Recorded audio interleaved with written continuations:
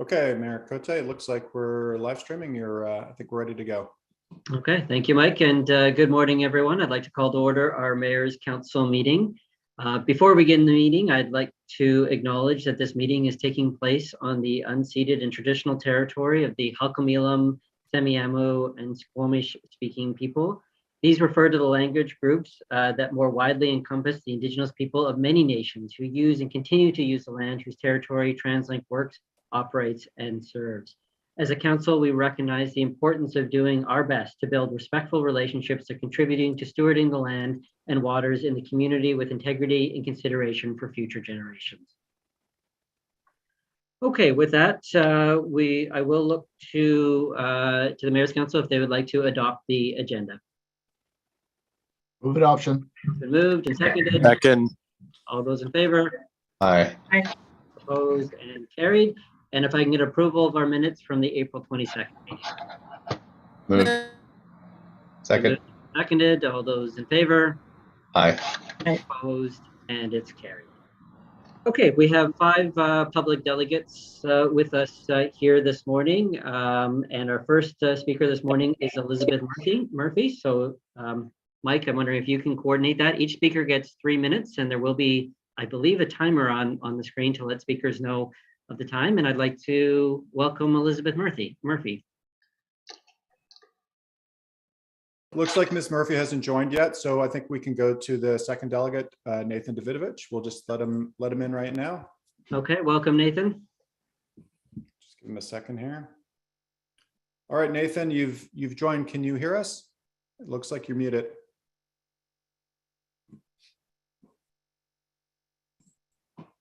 Nathan, are you on the line? We can't hear you, Nathan.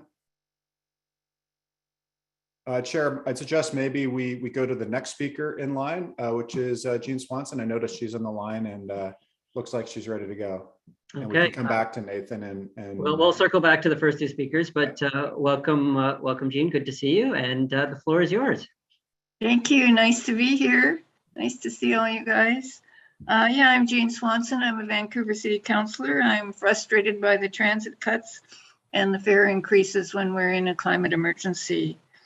I'd just like to start by quoting from Mark Beechin's article in the Georgia Strait.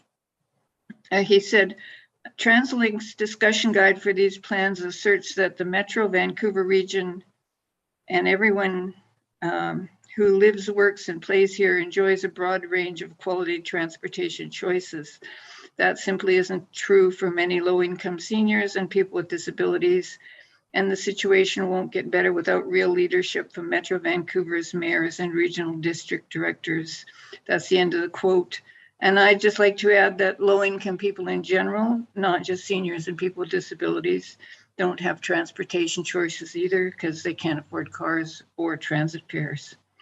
So our Vancouver Council has passed several resolutions on transit since 2019. The first one was to approve the all-on-board plan for free transit for youth and reduced price for low-income folks, and to stop ticketing minors for fare evasion. The second in 2020 was asking for an equity and affordability lens for the Transport 250 plan, and to consider reallocating funds used for fare evasion enforcement to free transit for youth and low-income folks. And the third in 2021 called for increasing the bus lane network and said clearly that Vancouver Council does not support fare increases. We are also always wanting, of course, accessible washrooms. But instead, the fares keep going up. The bus stops are being cut, service is less frequent, and we still need the washrooms. There's no way these kinds of actions will increase ridership and get folks out of cars. I know what the reason is. There's no money. So that means we need a campaign to push on the feds and the province for the money we need for improved and cheaper, not worse and more expensive transit service. I'm here to say that I'll push, and I hope TransLink and the mayors will also work for more money in the system so we can meet our equity and climate goals.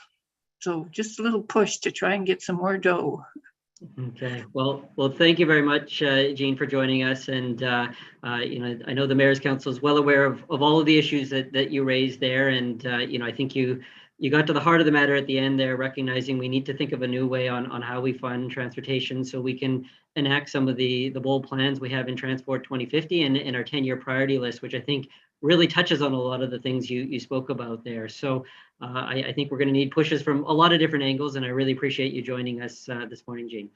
Okay, thank you. Bye-bye. Chair Cote, Nathan Davidovich is still on the line. Nathan, I'm not sure if you can hear us, and if we can't hear you, so if you can unmute yourself, we can go to you next. Otherwise, it would be Joe Kunzler, who looks like he's on the line and ready to go. Nothing from. Not here, Nathan. Hello. Okay, welcome, Joe. The floor is yours, Joe. Oh, thank you, Mr. Chairman, and thank you, Executive Director. I'm sitting here in the Native Skagit territory caring for family, so I want to thank the staff for facilitating this inclusive meeting with Zoom. Hope you like my background, by the way. But I want to start today with a chant of late. This is on you until you decide to do something about it. That chant may have started with gun responsibility, but I will give TransLink and the world famous Mayor's Council full credit that with this 2022 investment plan, you're doing substantive stuff about climate change. You are. When you prioritize moving people over cars and working in transit-oriented development, plus zero emission transit vehicles, you are addressing not just a cause of climate change, but also a means of social equity. You have a principle of we care, we listen, and we act. That's what this 22 investment plan is: caring, listening, and acting with genuine climate action. Other transits, and frankly, my America, should emulate you in that respect. On that note, I think it's below the TransLink standard to not note all the staff preparers of this strategy, not just the one behind me. At least please list their names in the document and show you appreciate the staff. They won't say anything, so I will use my white male privilege to do so. Also, you know by now what I think of TransLink and the world famous Mayor's Council. Try the cutting edge of what's possible to address climate change. Some of you know I consider Minister Bowen Ma a role model and a friend. So when I heard on the People's Pod, episode 4, some of the racist, sexist bullying she gets, I cried. And then I saw Minister Heyman be the only provincial spokesperson in the strategy. And I knew we had the sortie today. I kept Minister Ma out of the loop of what I'm about to say as a friend. And yes, condemning my white male privilege. But I would appreciate it if that strategy had a page from Minister Ma or something from her, because she's not just a Minister of State for Infrastructure. She was also one of the key champions saving TransLink from COVID-19 and getting the rapid bus lines launched. And she doesn't look and sound like me, unlike George Heyman. And I think it's important that transit be inclusive for everybody and everyone. That is vital to the work we do. I agree with Minister Ma, quote, if we want more young women and people of color to enter politics, we must commit to creating environments that respect them, end quote. And that's why I'm making such a stink about this, because I think that this isn't just us white guys, it's a lot of smart people who don't look and sound like me. And I want to conclude on a personal thought, and maybe this is out of order, Mr. Chairman, but considering recent US events, I want to my Canadian friends to thank your federal politicians for keeping your family safe so we can come together to do this vital climate action work. You're going to save the world with this strategy, provided you vote for the strategy and listen to strong women that are leading this investment strategy, because it's a good strategy. By moving people, not cars, you're going to prioritize transit. You're going to also with this strategy, allow people to live closer to transit, so people think transit first instead of the massive outlay of a car and the expenses of operating a personal vehicle. And that's really going to help climate action. So thank you for your cunning and your genius and sharing it with the world. You're awesome. Thank you for having me today. Okay, well, thank you very much for joining us this morning, Joe, and we fully recognize whether it's the investment plan or Transport 2050 or the 10-year vision. There's so many partners and there's so many incredible staff at the TransLink team that do need to be recognized, and I really appreciate you spotlighting those amazing team members that have really helped a lot of this important work going forward. So thank you so much for joining us this morning, Joe. Mr. Chair, it's Ron McLaughlin. Perhaps we could let the speaker have another 5 minutes.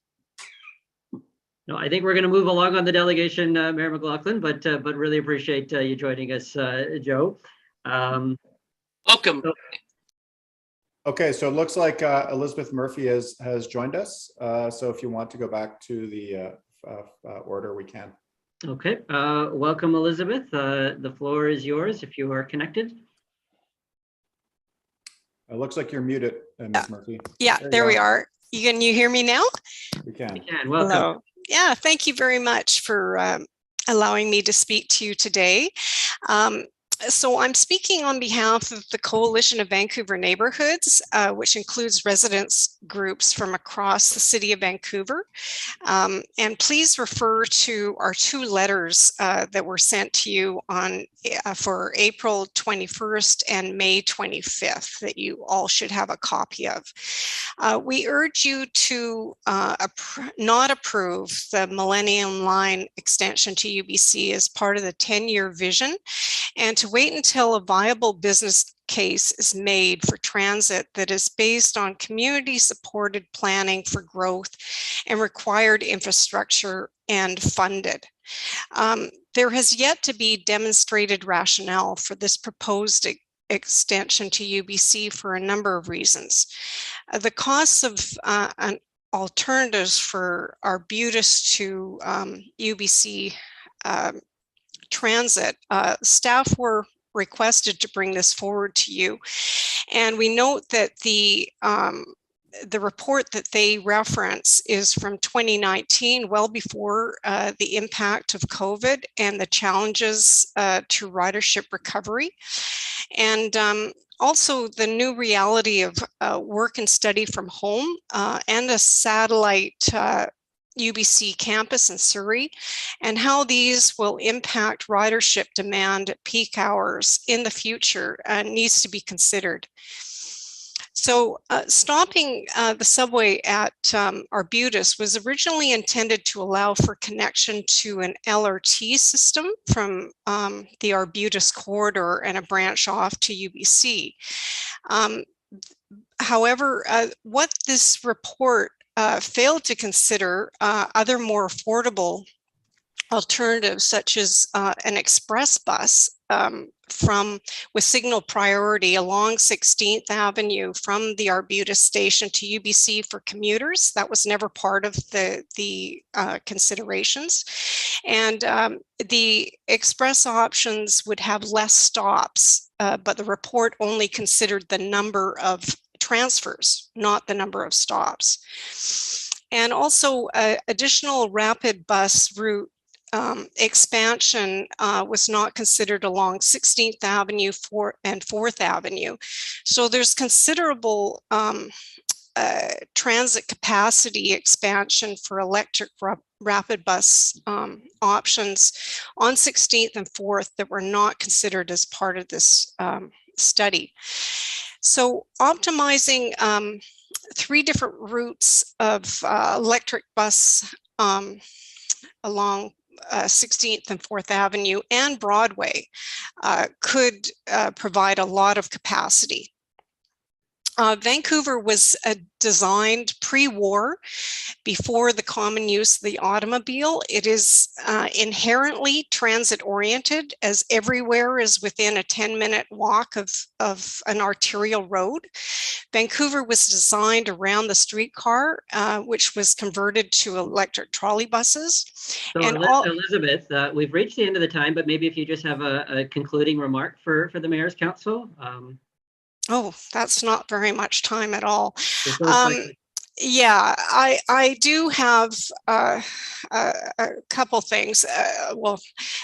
First of all, the densities that are proposed for west of Arbutus are not realistic because they are not community supported. It is a very different community when you go west of Arbutus towards UBC. And also the related CACs to pay for transit are not likely to be achieved. And and also is a form of downloading onto the city rather than the provincial and federal responsibilities of transit. And this has a big impact potentially on the city's capital plan and also other measures for civic amenities, as well as. So I'm gonna cut you off there, Oh, but okay. I really do appreciate you joining us, Elizabeth, and obviously a major project that we're working on, and obviously there's some local land issues that you're very keen and interested about. But we appreciate you joining us here this morning. But we do need to move on to our next speaker. Mike, is Nathan available yet? We'll see if he's present. I've emailed him a couple times. I'm not sure if he's having technical problems, but so How Nathan, about can you hear us? Laura Chow, is she? Yep, it looks like Laura's here. She is. Hello, can you hear Hello, me? welcome, Laura. Thank you for having me. So good morning. My name is Laura Chow, and I'm a senior planner with Vancouver Coastal Health's Healthy Environments team. We wanted to take the opportunity to speak with you today as you decide on the proposed 2022-2031 investment and 10-year priority plan. Vancouver Coastal Health supports the proposed investment plan and also offers its support to further discussion with the province and funders to develop more equitable and affordable pass options for public transit users. Over the last decade or so, the connections between the investments in the public transportation system and public health have become ever more apparent. Our investments in our public transportation networks have greatly shaped our land use patterns in the Lower Mainland over the last decade and have shaped travel behaviors, with TransLink seeing record ridership pre-COVID-19 and an astounding rebound as we enter ridership recovery. These travel behavior decisions influence our health on a multitude of levels, from increasing our physical activity to improving our local and regional air quality and reducing our greenhouse gas emissions, improving road safety through a reduction of traffic-related injuries and deaths, improving people's social connections and mental health, and improving access and mobility options for many. The investment of Transport 2050 and its resulting priorities are linked to many positive health outcomes. Rebuilding transit ridership, meeting climate commitments, and investing in active transportation infrastructure are all associated with health co-benefits, from improved road safety to improved air quality to improved mobility. Mode shifts to transit and active modes of transportation will play key roles in meeting our region's climate targets, but we stress that providing safe, affordable, and accessible transportation alternatives are essential to encouraging use of these modes. This said, we want to bring attention to the negative health impacts associated with increasing transit fees, which have a disproportionate impact on those who are least able to pay. It is important to note that affordable public transportation supports health and well-being. However, in BC, there are only 3 programs that offer subsidized public transit fares, none of which are focused on those living with low income. As transit ridership continues to recover, we encourage TransLink to move forward with discussions with the province to identify additional affordable fare options, such as a low-income pass, to minimize the fare increase impacts for those who can least afford to pay them. VCH Public Health can present health benefits of affordability to funders in these discussions around options that advocate for additional affordable fares. Thank you so much for your time. Well, thank you very much for joining us here this morning. Really appreciate hearing from you. So we're going to go back to our final speaker, Nathan, if he is available. Give him one last chance to be able to. We're going to readmit him here. He's reconnected. So let's give him a second here and we'll see if it works. Nathan, can you hear us? Hello? Yes, we can Hello? hear you, Nathan. Welcome, Nathan. It Yeah. looks like we're finally connected. Well, I redialed again. I mean, again, you should have in-person meeting. You're the only public body. Okay, so we're going to in start BC your doesn't delegation have now, it, and welcome, Nathan.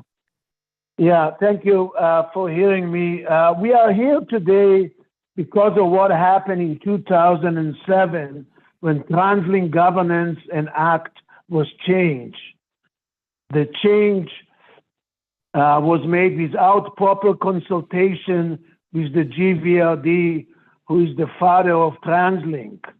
Present Metro Vancouver chair told me that the former BC government conned the 2007 civic politicians to accept the new governance. This meeting is costing over $100,000.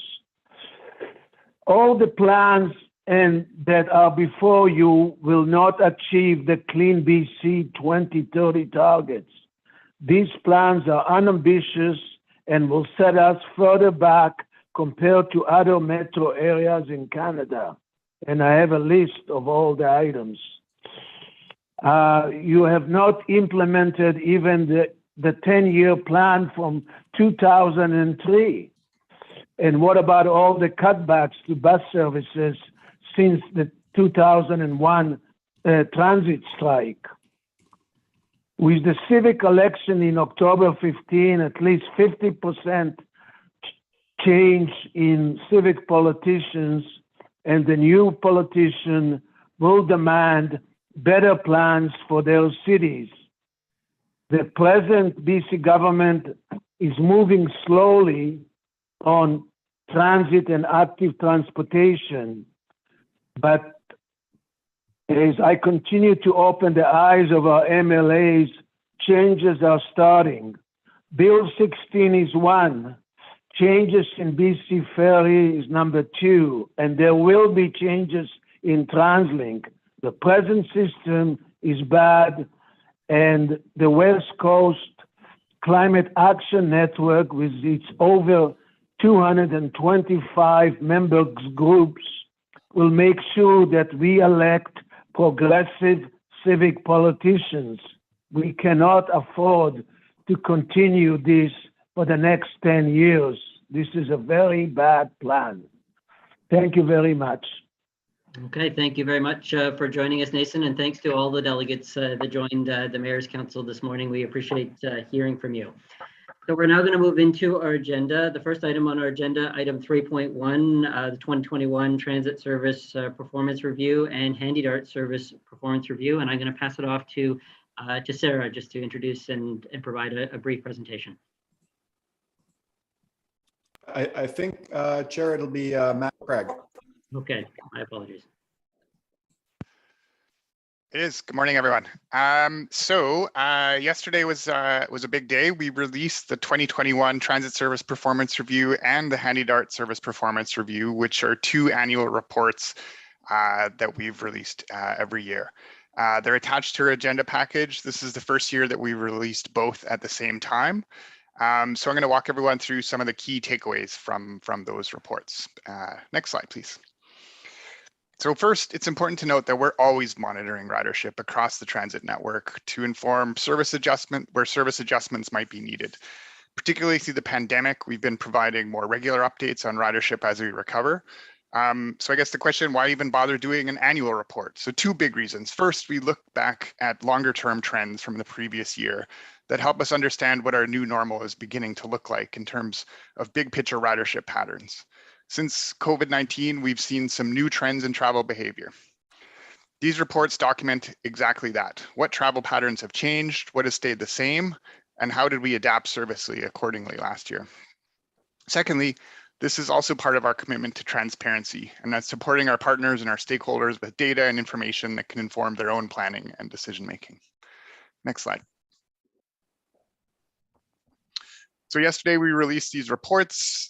There's two. One covers transit and one really focuses on Handy Dart. To provide an accurate snapshot of the year that was, of 2021, the multimodal TSPR data is based on the most stable period, which was the fall of last year, while the Handy Dart review covers the entire year. Next slide. So based on the finding of these reports, I'll walk you through some of the key trends we saw last year. So back in the fall of last year, we had nearly 2.2 million unique customers use our transit system. That's equivalent to about 84% of the whole Metro Vancouver population. Our system-wide ridership recovery exceeded the average recovery rate across Canadian and American transit agencies.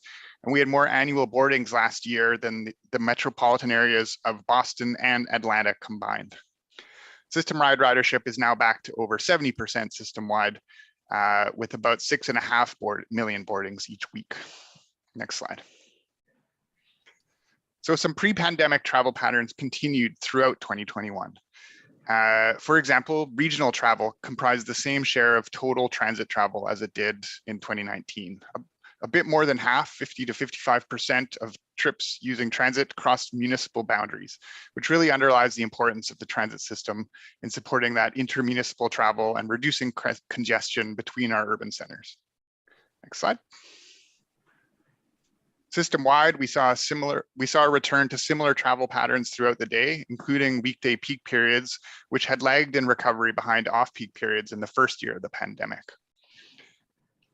This pattern suggests that a variety of different drivers of travel activity have begun to resume: in-person work, social activities, or regular day-to-day errands, and people using transit for all those trips. Next slide.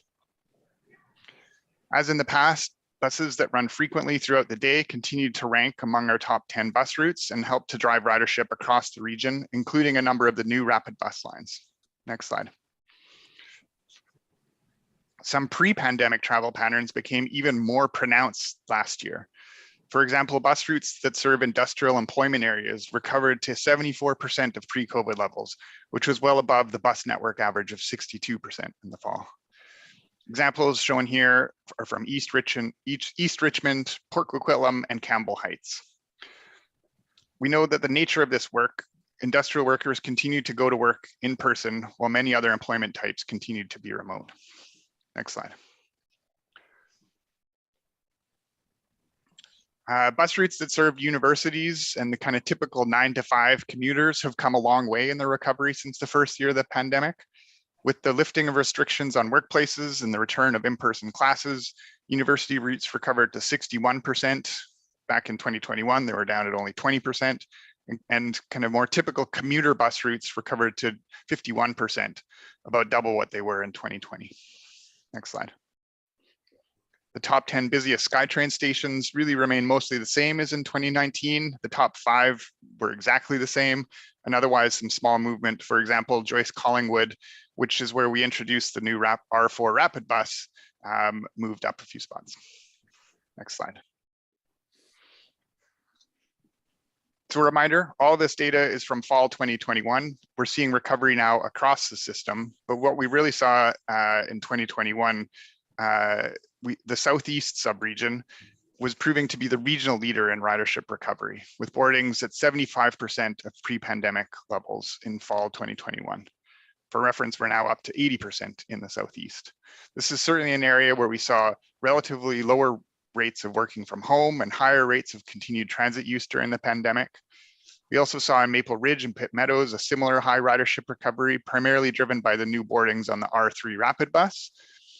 And we saw ridership recovery in the Vancouver and UBC subregion, while a bit behind most other subregions because of lower ridership recovery in the Central Business District downtown. Although for comparison, comparing fall of last year to today, we're seeing a much higher ridership as people begin returning to work downtown. Next slide. Like in 2020, ridership continued to return a little bit more on weekends than on weekdays. We think this is related to people returning to transit for recreation or errands while still traveling less for work during the week. This trend continues to this day as we saw weekend transit journeys recovered to 90% of pre-pandemic levels last week, while weekday journeys were lower at around 70%. Still important to note that the total weekday ridership still hugely outweighs weekend ridership. Next slide.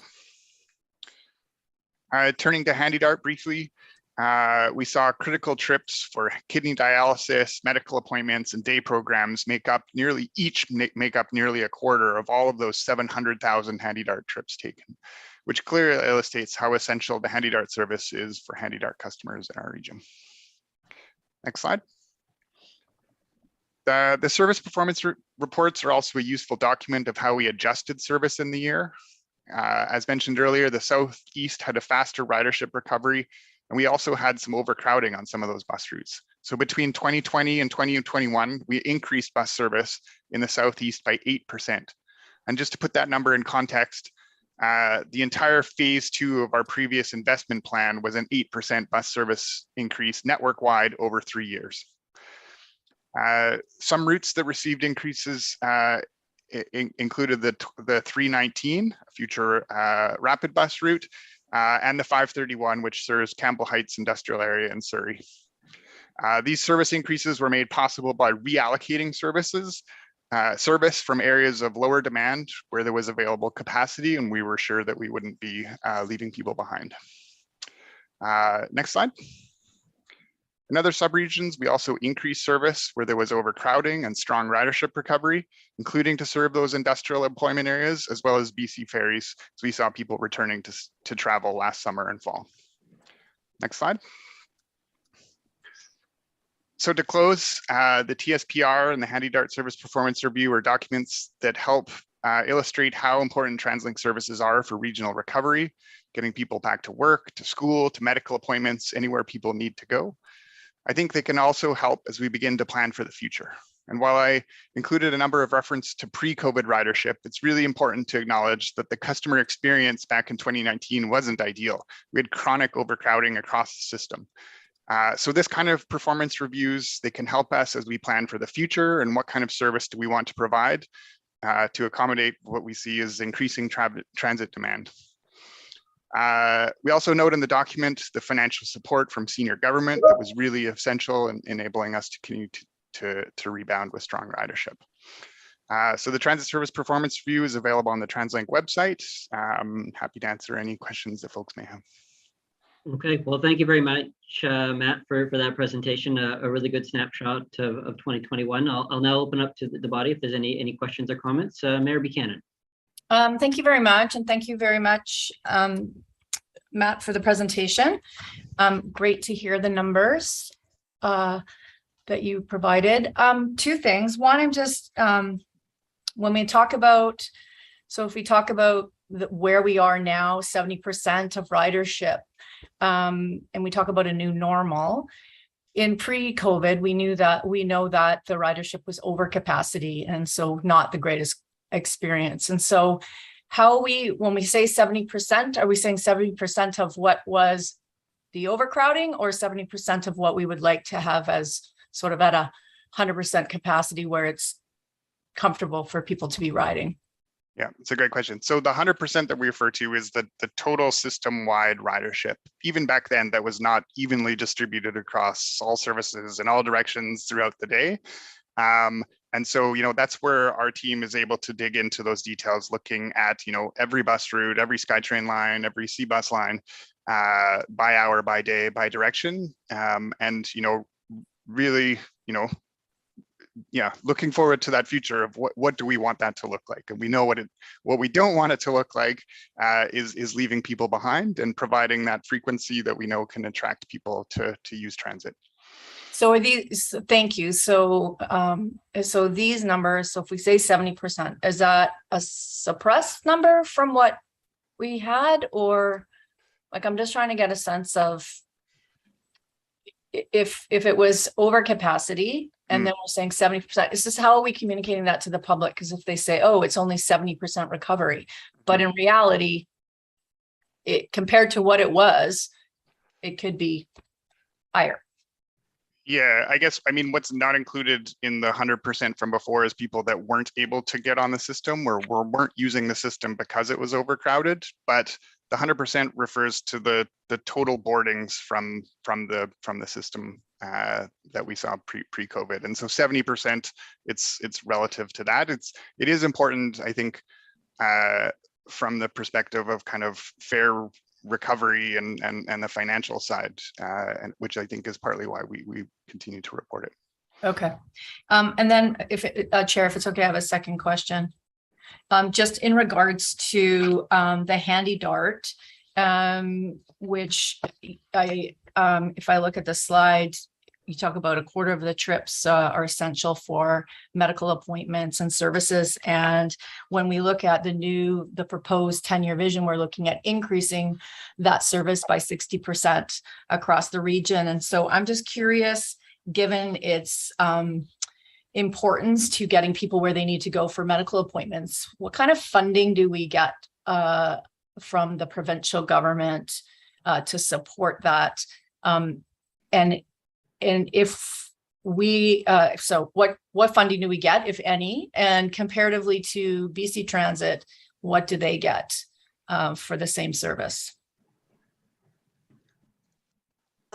Excuse me, I can speak to that. Thank you for your question. So the funding for HandyDart is funded in the same way the conventional system in Metro Vancouver is funded, and so we do not receive a direct operating support from the provincial government for HandyDart, other than what we have received from them through and from the federal government for the relief funding through the pandemic. That has also certainly gone to support HandyDart and has been very important. My understanding is that there's a couple of different funding models for BC Transit, both within the Victoria region as well as other parts of the province, and it's a very different funding model than we have in Metro Vancouver. They don't have the same sorts of tools that we have in Metro Vancouver, but so the province does provide more direct operating funding. My understanding is they do provide a higher contribution towards the HandyDart costs than they do towards the conventional system, both within Metro Vancouver and in other parts of the region. As you note, a very high percentage of HandyDart trips has always been to access provincially funded medical programs. Certainly during the pandemic, an even higher percentage of those trips, because those were the trips that were most essential, and people didn't have the discretion to stop accessing healthcare. So certainly we saw that in an even higher reliance on HandyDart coming from medical trips.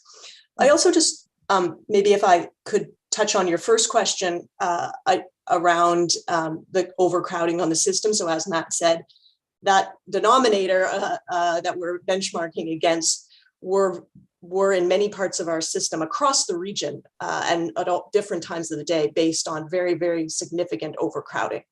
And so 70% is in, we're seeing some overcrowding, but not nearly like what we saw before. And we certainly want people to come back to transit and people are coming back to transit, but we certainly also don't want them to experience the kinds of overcrowding that we had before. So we've been doing quite a lot of work to do the best we can with the resources we have available to be monitoring that, to reallocate services where we think we have some extra capacity to places where we think we need capacity. So that's to Matt's point of we're always monitoring the system and working to adjust where we can. But people will still experience buses that feel full, that are full, and that is even at 70%. We certainly have trains and buses, and that there's all the seats are taken and people are still standing. That's as Matt noted, we are a very, very strong ridership in this region, and so those are some of the things that we work through as we monitor our ridership in our system. Well, thank you. If it's okay, Chair, I'd just like to comment. So thank you for that, Sarah. I think that just to speak to the latter first, I think 70% is an excellent return, and I certainly think what we're proposing in the 10-year vision is going to only hopefully increase the ability for people to be using transit, and having that fast, frequent ridership or service will hopefully make that customer experience as well as the infrastructure around what people have asked for around washrooms, et cetera, is only going to make it a better experience. So I think we're doing outstanding, as Matt presented in his slides, compared to other North American areas. In regards to HandyDart, I do think and I appreciate absolutely all the funding we get from senior levels of government, and recognize that it's a different funding model than perhaps our BC Transit service. However, we are going to be increasing that. We're having an increased aging population. We're going to see more and more people using HandyDART to perhaps access those services, which are health services. And so I think, if I recall, there was an ask in 2018 from the province around support for providing that service for people accessing medical services. And I think we should continue that advocacy and look for how we can support the expansion of that services and for people to get to where they're going, because that at the end of the day is going to make them healthier and actually will cost less it will cost less to get them to where they need to go versus having them end up in hospital if we can't provide those kinds of services. Thank you. Okay, thank you, Mayor Buchanan. I'm not seeing any additional hands, so I'll look for a motion to receive the report. So moved. Seconded. All those in favor? Aye. Opposed? Carried. Okay, that brings us to item 3.2, which is the cost considerations for the Millennium Line UBC extension. And I'm going to pass it off to Sarah to introduce this item.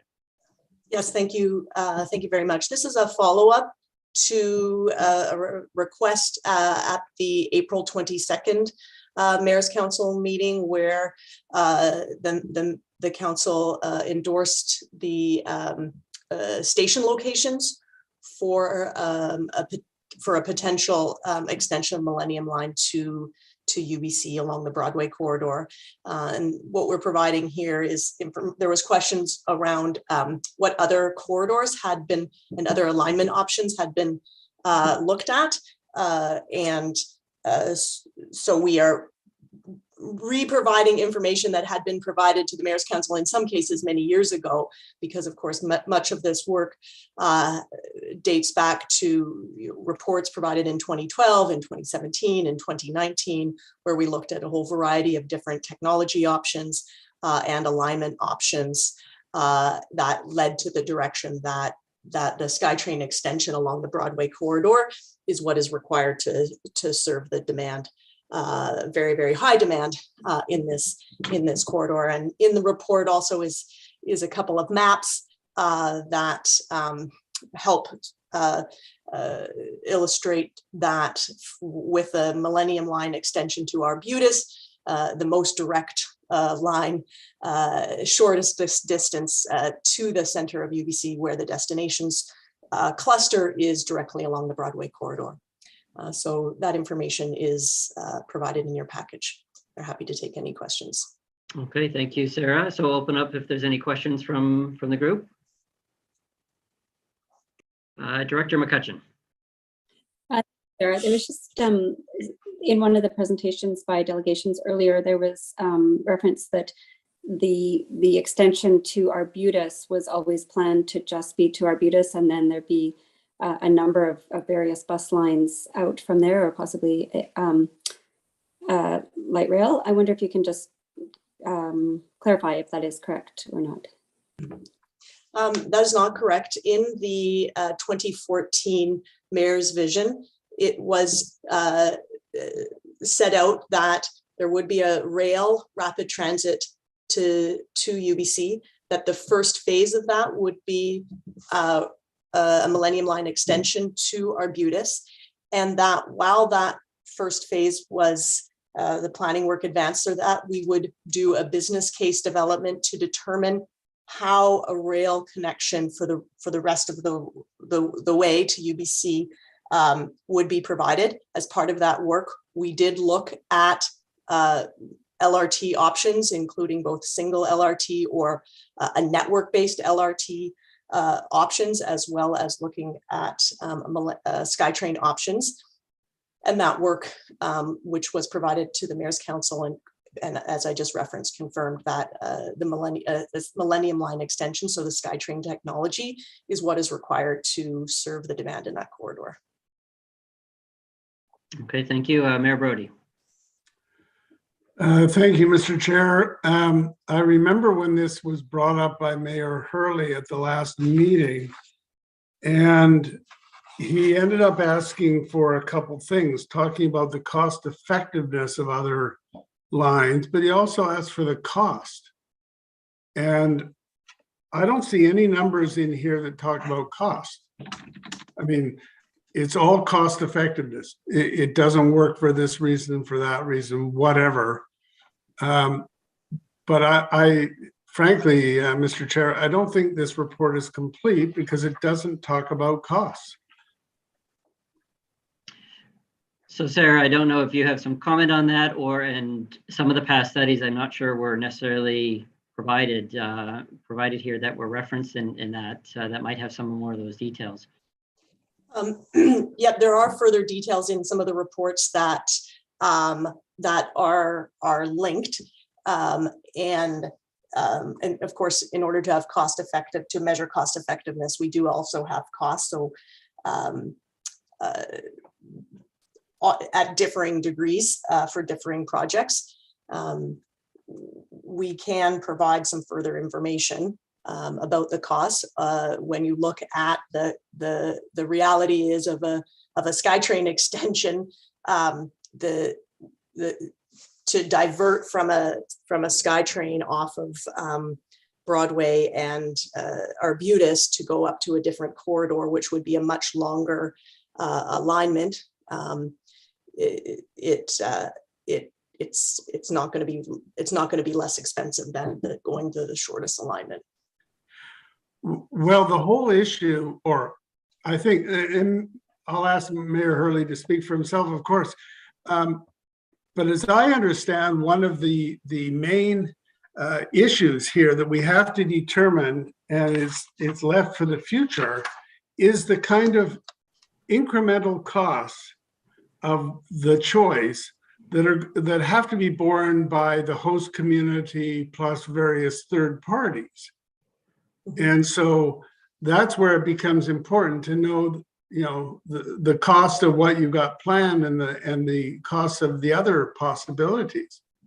So I, for one, Mr. Chair, would look for more information from staff on that particular point. Okay, well, why don't we go to Mayor Hurley and we'll circle back on that. Mayor Hurley? Yes, and Mayor Brody is correct. What I was asking for mainly was the cost of the basic system, like the rest of our communities have, above ground, and then you know, the difference of going to the luxury underground system, and you know, how is that cost going to be picked up? That's really what we're trying to get to. And without the cost of that very basic system, like we have in Burnaby, and certainly they have in Richmond and East Vancouver, you know, then if that side of the city wants to go to a luxury underground system, then those costs should be picked up by that the community that's asking for that. And that's why I was asking for cost, so that we can compare the two. And that's not in this report for sure.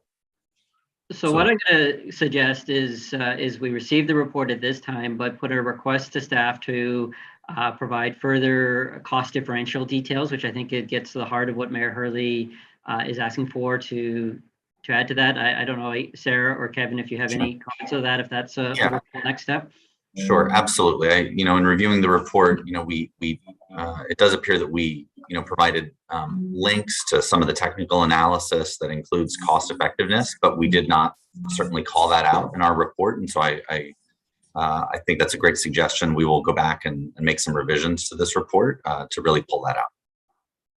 Okay, so I'll look for a motion to receive this report, but also to request staff provide further cost differential numbers back to the Mayor's Council.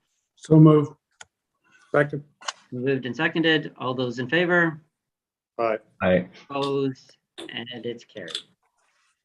Okay, that brings us to the end of our regular Mayor's Council meeting, but we do have a joint TransLink Board Mayor's Council meeting, which I believe is scheduled to start at 10 o'clock. Is that correct, Mike? Oh, you're on mute. Yes, that's correct, Mayor Cote. I'd suggest that we take a 7 or 8 minute break and then come back. Now, for technical reasons, the live stream has to be kept on, so I suggest that you please mute your screens and maybe turn your videos off, and we can reconvene in a few minutes. Okay, well, if everyone can join us back a few minutes before 10 o'clock.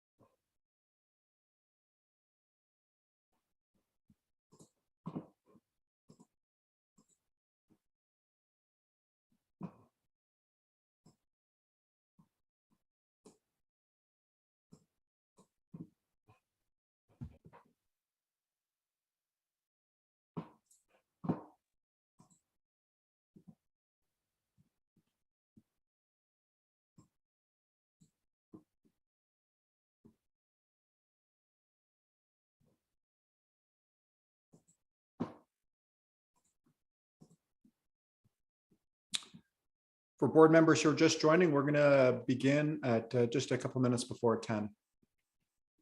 And just note that the meeting is still being live streamed, so I'd suggest you just leave your screens muted.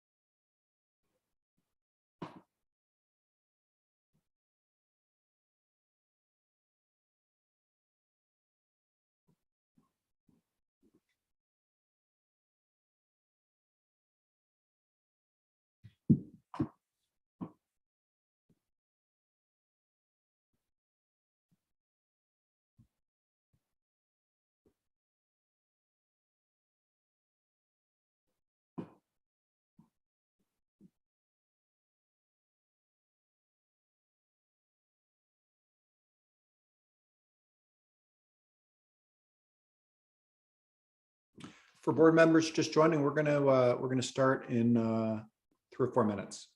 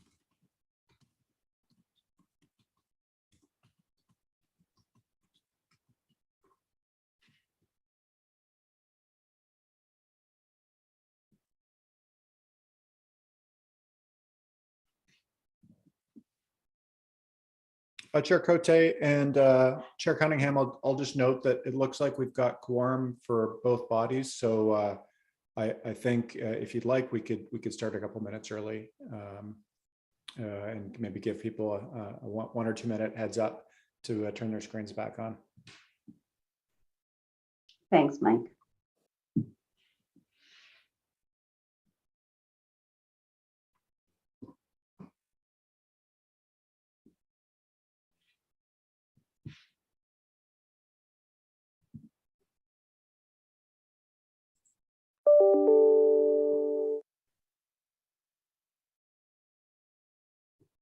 Okay, members, I would suggest that if you can turn your screens back on, just so that we know that you're back, and we should be able to get going in 2 minutes.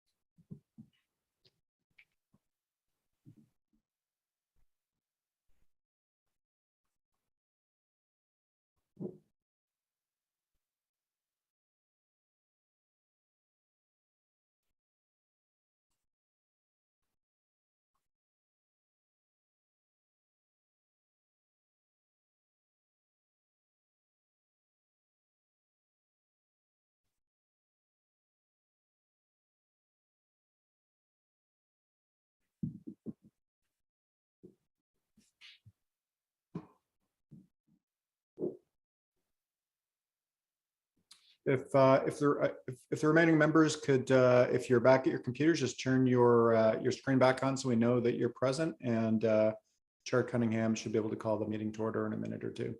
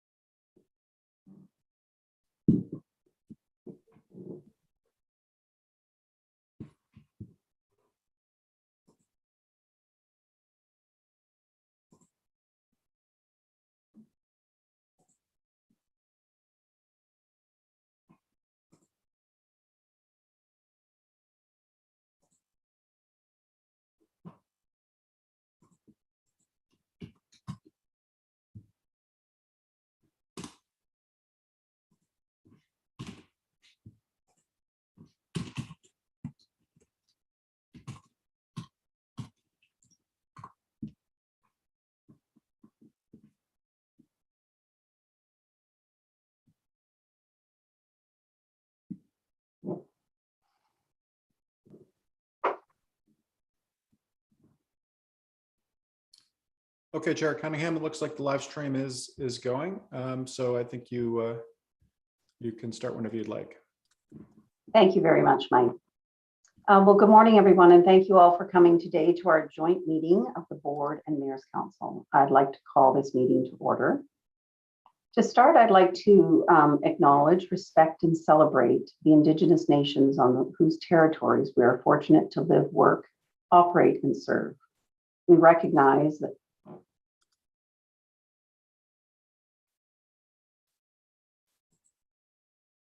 Mike, Lorraine, are you okay there? I'm hearing everything twice. Do you have the YouTube live stream running? It's all good for the rest of us. Yeah, if you have the YouTube live stream running, it may be That's what's happening. I apologize. Mind you, it's really good stuff. I want to hear it twice. I apologize. Okay, so I'm going to start with my acknowledgements again. I'd like to start by saying that we acknowledge, respect, and celebrate the Indigenous nations on whose territories we are fortunate to live, work, operate, and serve. We recognize that in planning and managing the region's transportation system, we have a role to play in supporting reconciliation with Indigenous peoples. We are live streaming, and as you saw, we were live streaming twice on my computer. This public meeting on TransLink's YouTube channel, and you can see who's present for this meeting in the presenter tab in Zoom as well. I would ask all members to keep their videos on during the meeting so we can see that you're here. And Mike, I just want to confirm now that everybody's live stream is working well. It is. And Carol, as our recording secretary, are you able to confirm to me that you know who's present on the call via the Zoom app? Yes, confirmed, Chair Cunningham. Thank you very much, Carol. All right, so the first order of business is the adoption of the agenda. So for legal reasons, on more formal motions, we will need to seek separate votes from each of the board and then the Mayor's Council. But as much as possible, this will be a joint meeting. With that, I will ask for a joint motion to adopt the agenda. This agenda for today was posted last Friday in your documents. Can I have a motion to adopt the agenda?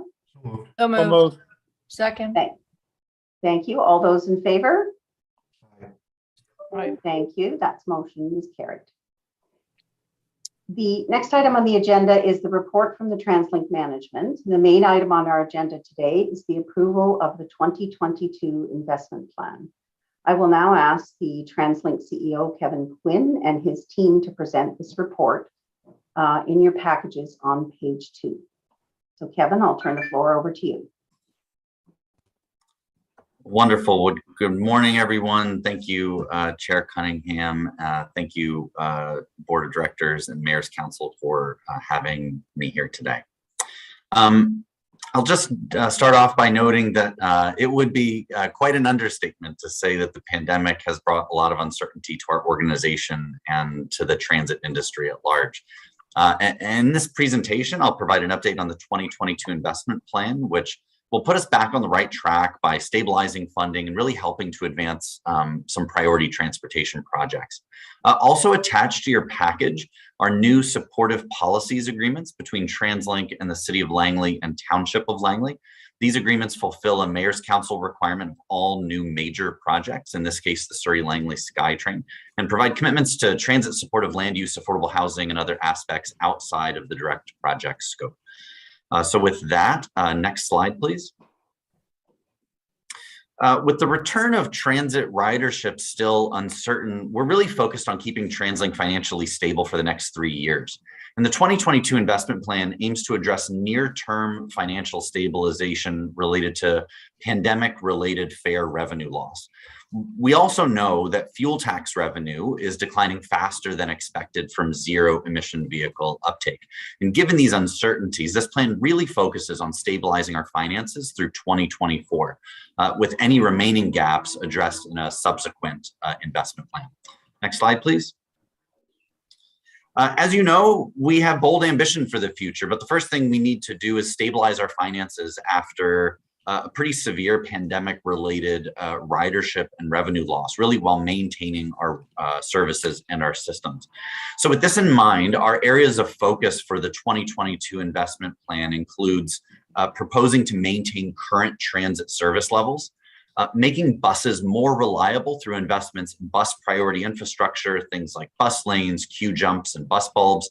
This reduces the amount of time buses are stuck in traffic, which not only makes taking the bus a better experience, but also makes our transit system more efficient.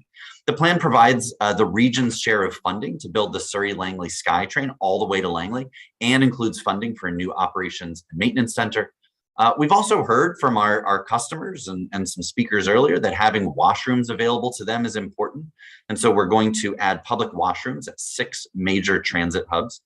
We're also committed to reducing our emissions, and that's why this plan includes funding for over 300 new battery electric buses over the next 3 years. It also includes funds for renewable natural gas buses and critical charging infrastructure, and this will help reduce our emissions by 37% by the year 2030. The plan also includes funding to make our streets safer, and includes funding for new walking and cycling infrastructure cost share programs with municipalities through 2024, and includes ongoing funding for road safety upgrades for the major road network. Next slide, please. Transit ridership has been steadily returning, but there is still some uncertainty with the pace of this return, and that's why we're really proposing a conservative approach to funding the investments in the plan. And this means that we're really aiming to limit those affordability impacts to households, and we'll address any additional funding needs in the next investment plan. So for this plan, we propose raising $52 million in new revenue first through maximizing revenues from non-taxation sources, including commercial revenues like advertising, real estate, and carbon credits.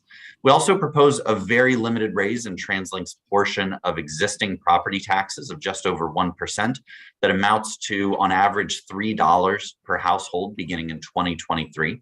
And to help us keep up with inflation, fares will increase annually by 2.3% through 2024, and by 2% from 2025 to 2031, which is lower than previously planned.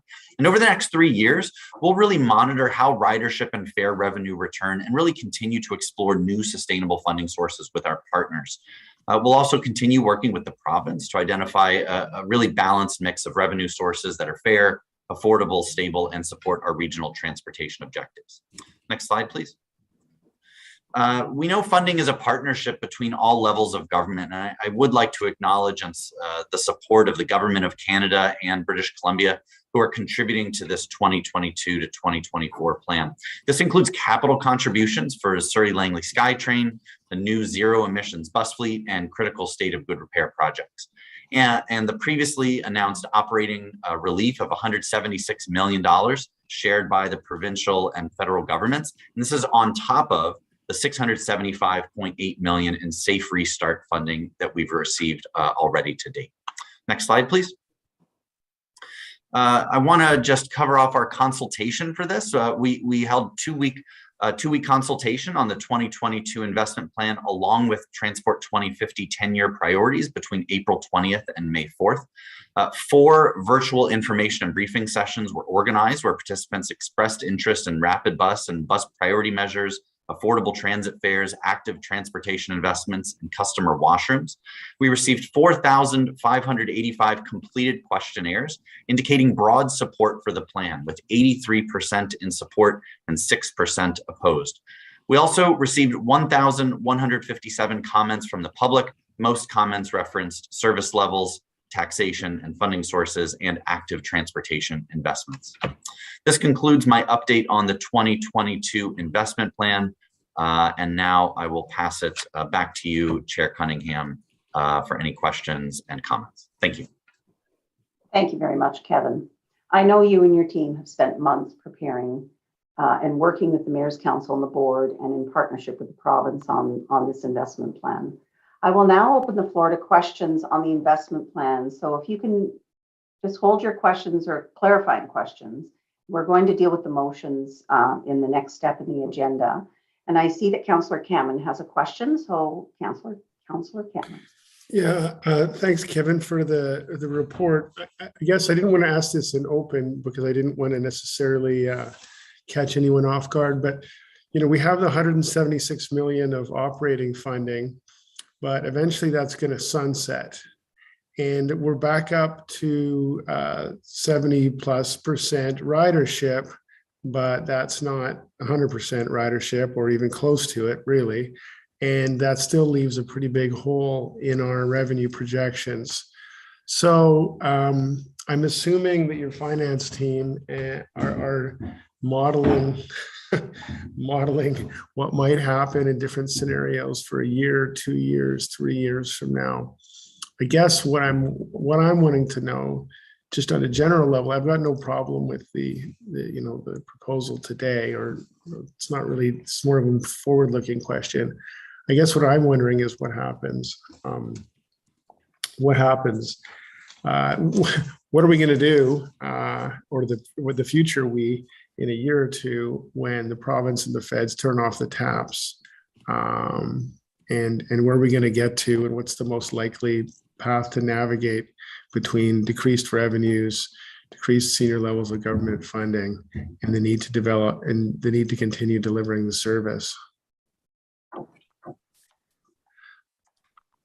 Thank you, Councillor Cameron. That's a great question, and one that we've been working a lot on. I think it's a multifaceted answer. So on one hand, I think, we sit here today not 100% sure of exactly where that ridership is going to track, right? And so we're coming out of a pandemic, and I think, like most transportation agencies, that's a big question for us. Our modeling is showing us getting to 80% by the end of this year, but we certainly want to see where that goes, and the answer to that question really sort of helps us realize what that funding gap is. So that's one piece of it.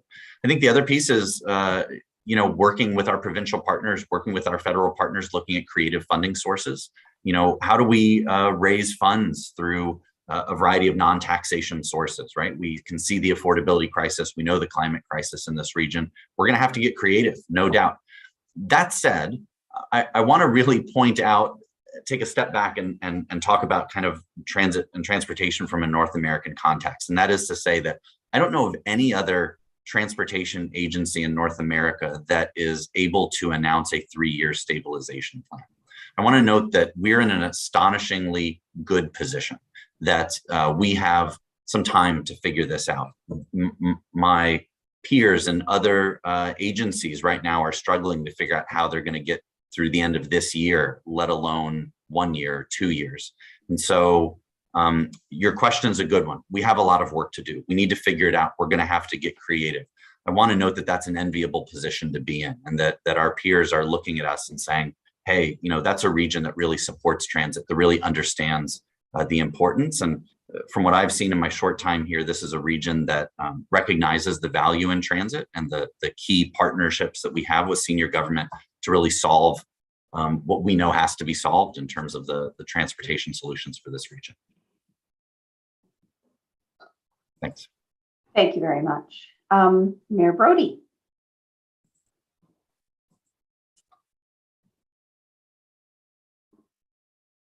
Mayor Brody, I think you're muted. Actually looks like he's frozen a bit. No. Oh, there you go. Just if you read my mind. There you go. Madam Chair, just to clarify, my agenda says this is public. Is this not a public meeting? Are we in camera? It is a public meeting. Okay. My apologies. I'm sure no harm is done at this point, but I thought that point better be raised before we go farther. Yes, thank you very much, Mayor Brody, for that clarification. Did you have anything else? Any other questions? No? Okay, thank you. No, I'm good, thanks. All right, Mayor Buchanan. Thank you very much, Chair, and thank you very much to staff for the investment plan and all the work that's gone into getting us to this point, and to all of us. I guess I'll give kudos to all of us for making some of the decisions that we've had to be making over the last couple of years. So really thrilled to see what's in the plan. And the fact that we did make some, we made some hard decisions, but we also have advanced a really bold plan that I think is really focused on addressing some of the really big challenges that we face, not only as a region, but globally. And I think now is the time that we do need to continue to advance forward and make those bold moves. And having the 3-year stabilization plan is a really good place to be, as Kevin said, and obviously we have a lot more work to do as we move forward. My question has to do with the document speaks references a lot, including funding to advance the development of business cases for major projects in Transport 2050, and particularly the 10-year plan. And the only specific references I could find in the appendices was for 2 of the major projects, which is UBCX and the SFU gondola. And I'm just curious, if we can have more clarity in terms of what the allocation will be to other business case developments, because it's not really clear what level of funding will be allocated to those other business case developments.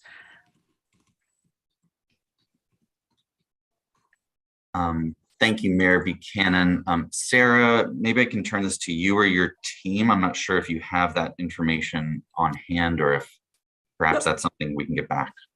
Yeah, I can certainly speak to that. What we have put in the investment plan is an allocation to allow us to advance the planning and project development and business case work on the priorities that are confirmed and identified through the 2050 10-year priorities.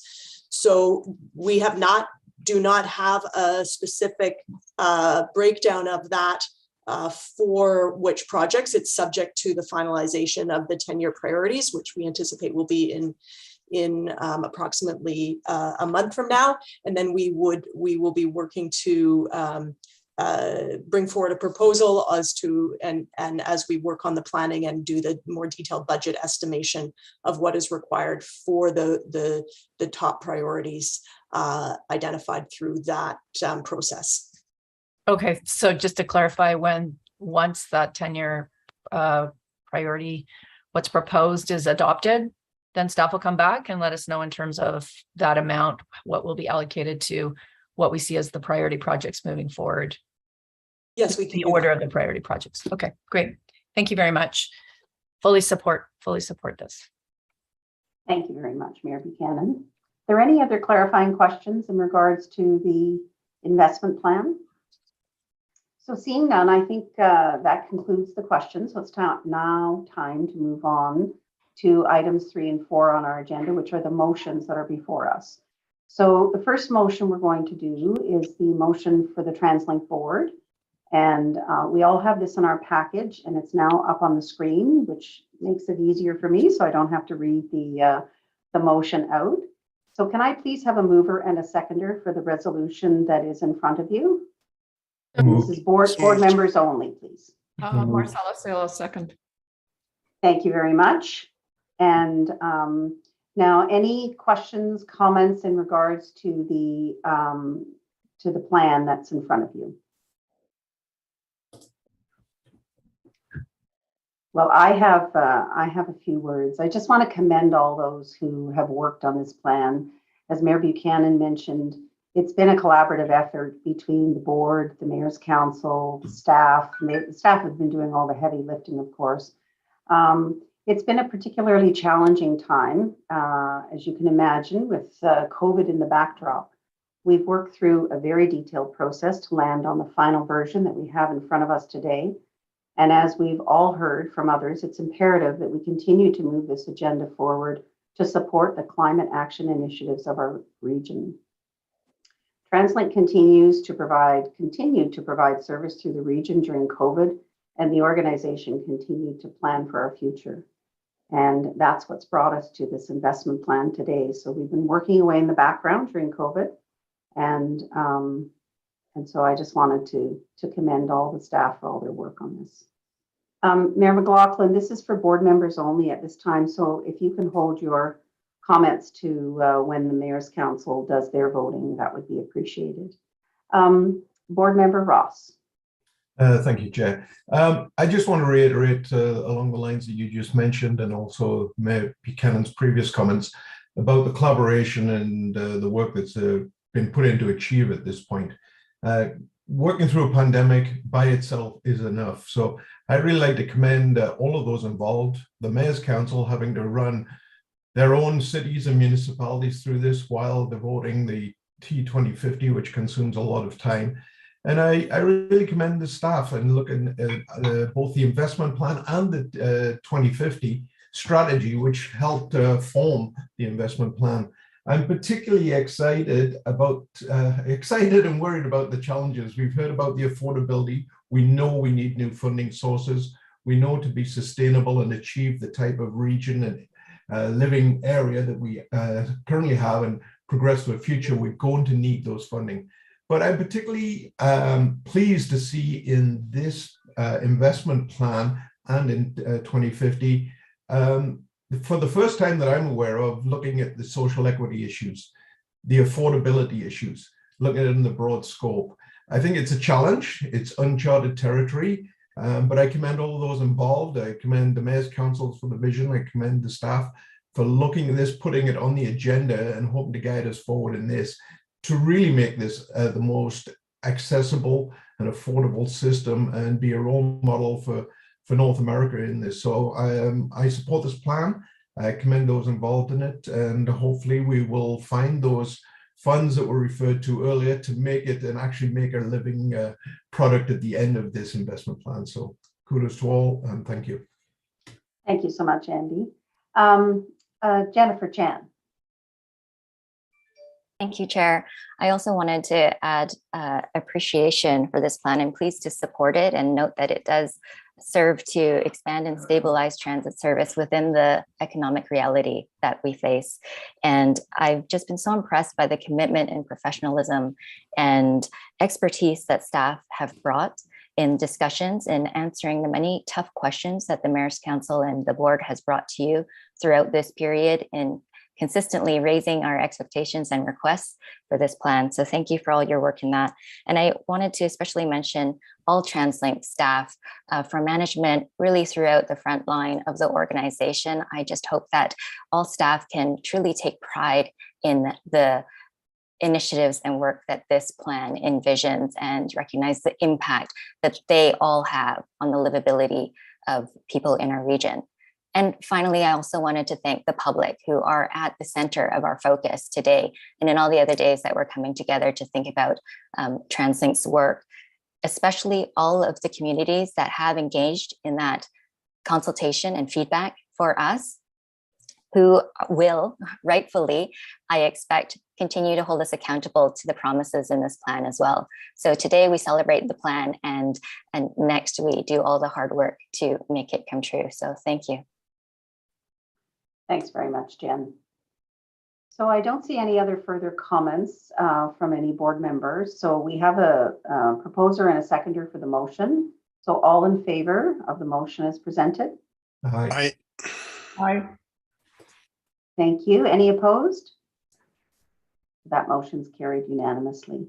Thank you all very much. So with those resolutions approved, I will pass it over to Mayor Cote, Chair of Mayor's Council, and he's going to go through the process with the Mayor's Council now. So thank you.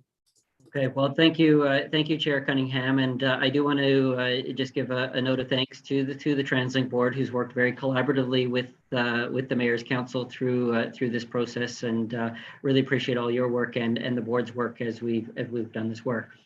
So I'm now going to open it up to the Mayor's Council. We do have a recommendation similar to the board's.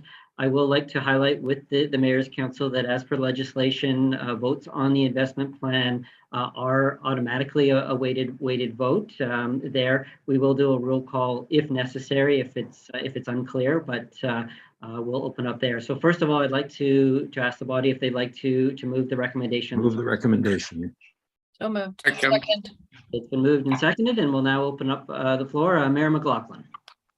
Thank you very much, Chair Cote. Was I asleep when we agreed to a property tax increase? I don't think I agreed to that. So yeah, that was part of the discussion. It's a small property tax escalator that is involved in this plan to help the stability, yes. So that has been part of our discussions.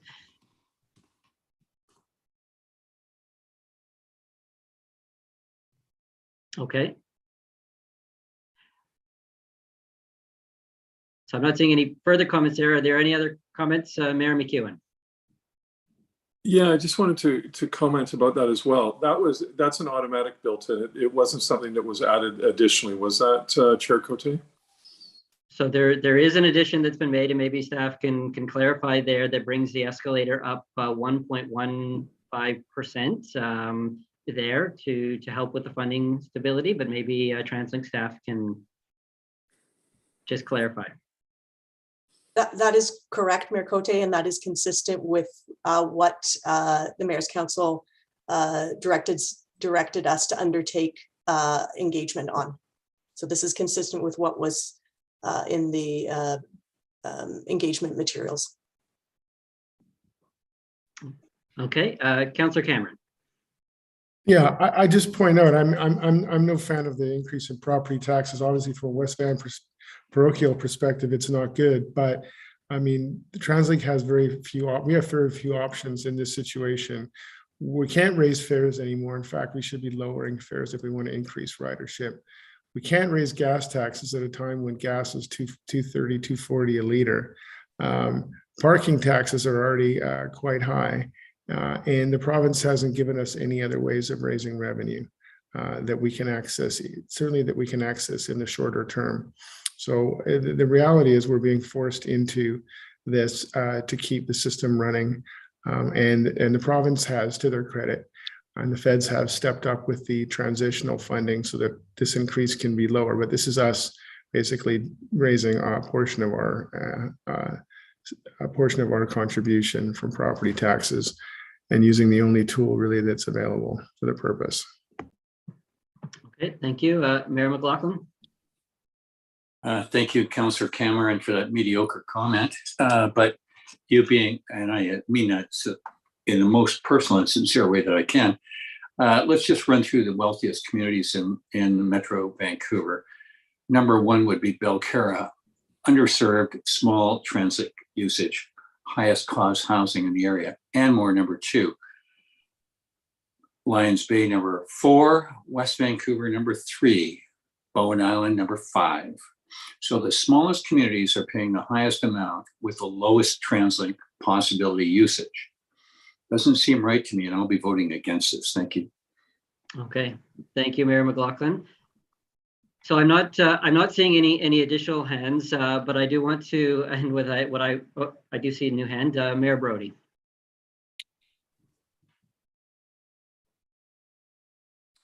Because this issue of property taxes has always been a hot one, do you or does staff have the dollar figure for the average property that it's going to change here? Because my recollection is it was really small. It's a $3 increase in 2023. Yeah. On average. So obviously depending on assessed value. Right. So, you know, in principle, none of us like it, but in fact, it's a very small amount. Mayor Vegemont. Thank you, Chair. Perhaps staff or the whoever is, so it could be Mike or anybody filling a clerk's role could perhaps circulate the minutes for any members who don't remember how they voted previously on moving this forward, so we're all on the same page. Could we get a comment from staff around how property tax increases are paid for? I do not believe that it's based on a simple assessment. I believe it's on your increase assessment. Could we get a comment on that? Would you like me to respond, Chair? Yeah, I think Chris, you're probably the most appropriate to respond. Thanks. Okay, thanks. Yes, the property tax, how it works is the increases on the total property tax revenue that TransLink has received. So it's a base amount. And then what we do is we take the assessed values of all of the property classes in our region, and we reverse engineer what means on a rate basis per $1,000 of value of the property. So I think it's very similar to what municipalities do when they work up their budgets and how much they need, and then they, figure out what that is on a per rate basis based on the assessed values. I see. With municipalities, it goes based on the value increase and not just the sheer value per the mill rate. I'm seeing Councillor Cameron, they're shaking his head. Maybe it's different in other municipalities, but based on your increase compared to other properties in the city is how it works here. Thank you. Welcome. Thank you, Mayor Stewart. Thank you.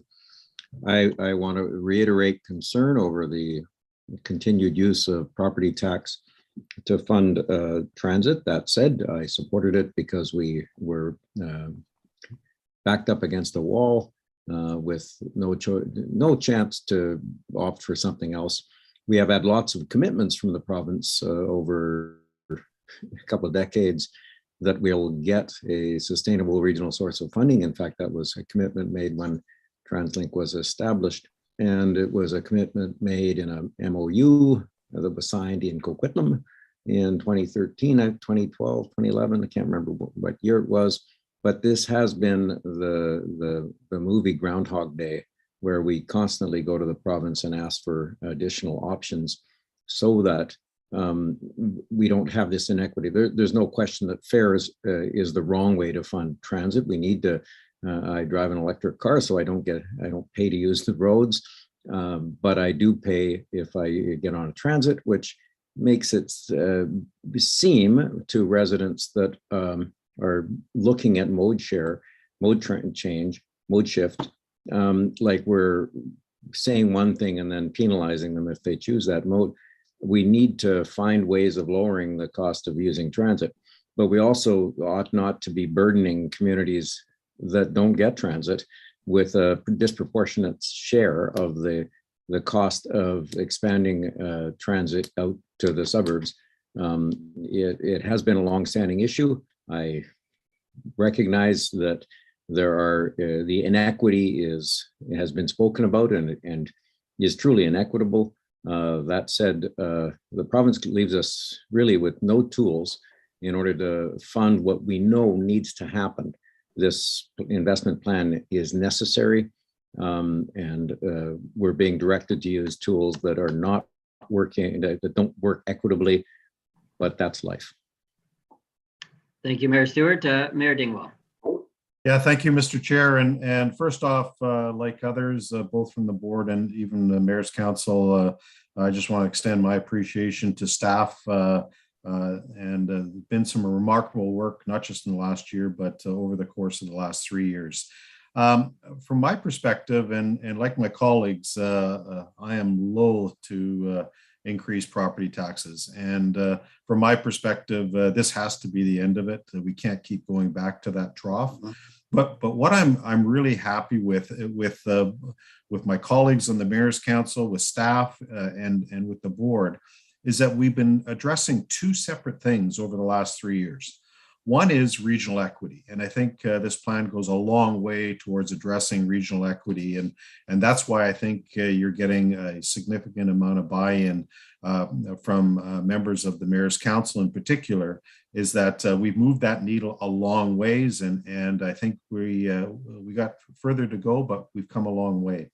The second one, and this is really around regional funding and finding a sustainable funding source. And absolutely no doubt in all of our minds, we have to get there.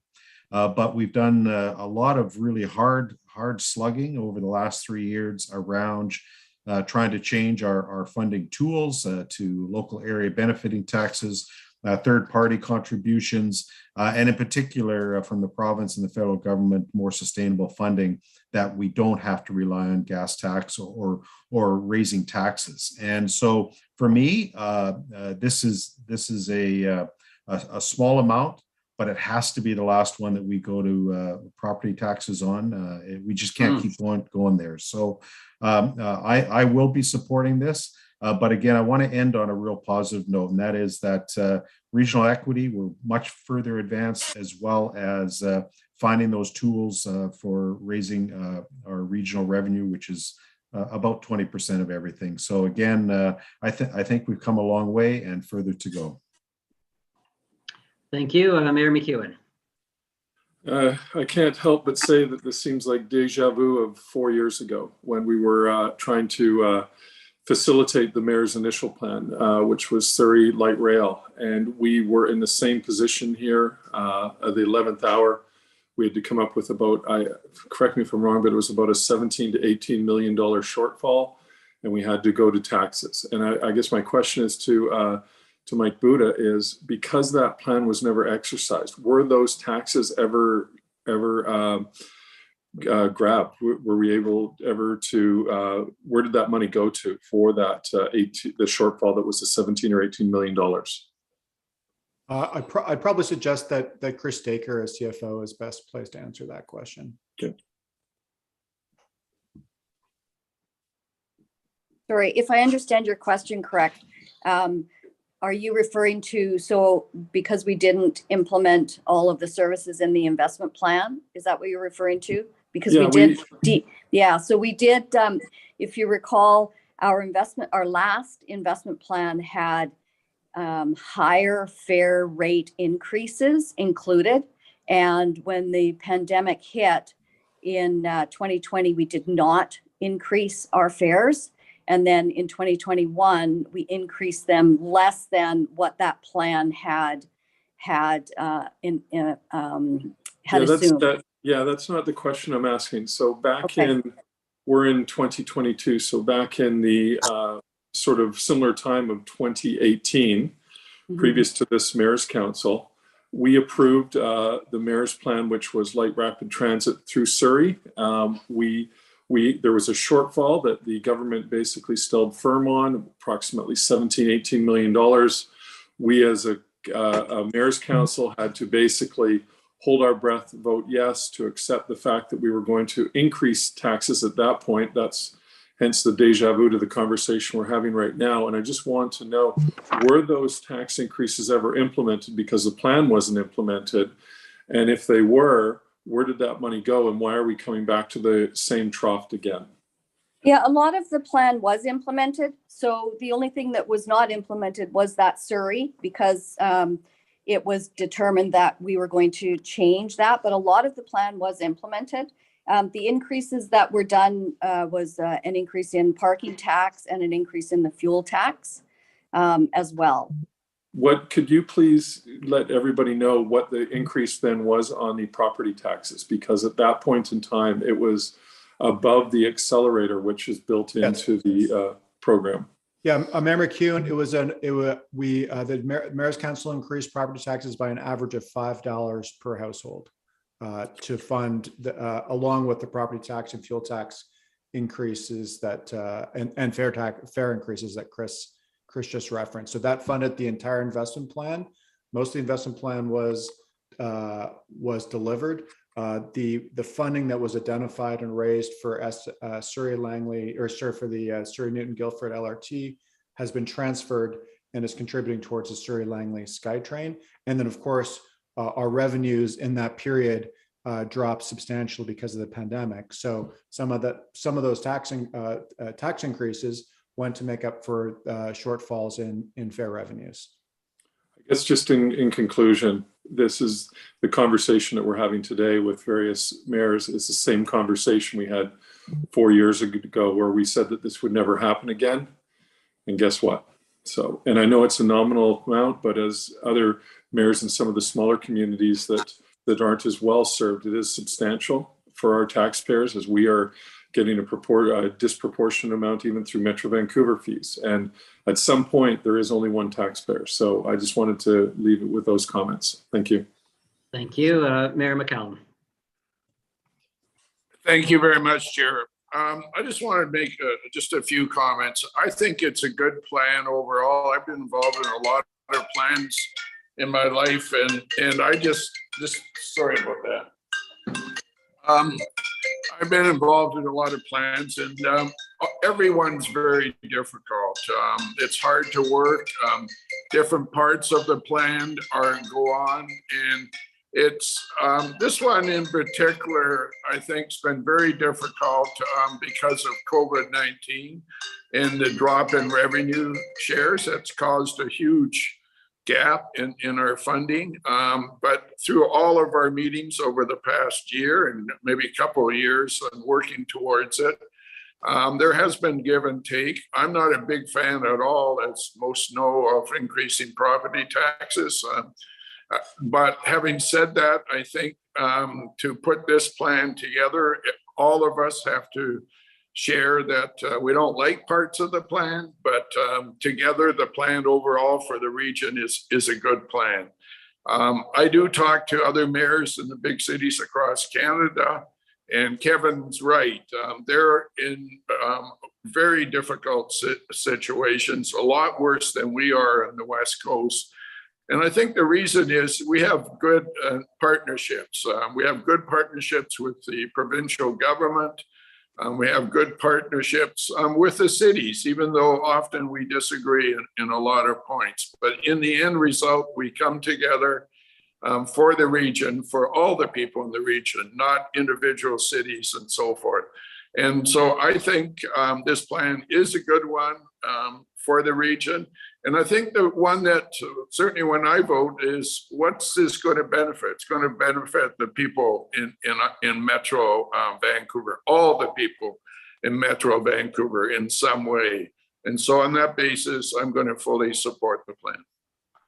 Thank you. Mayor Ross. Yeah, thank you very much, Chair. I just wanted to put in my thoughts on this. I'm new to this council. I came in midterm, and I want to thank my colleagues in the smaller community for the work that they've done over a longer period of time. And there's no doubt that we believe our village and other smaller communities are underserved in transit, and also that our taxpayers get affected in a disproportionate way.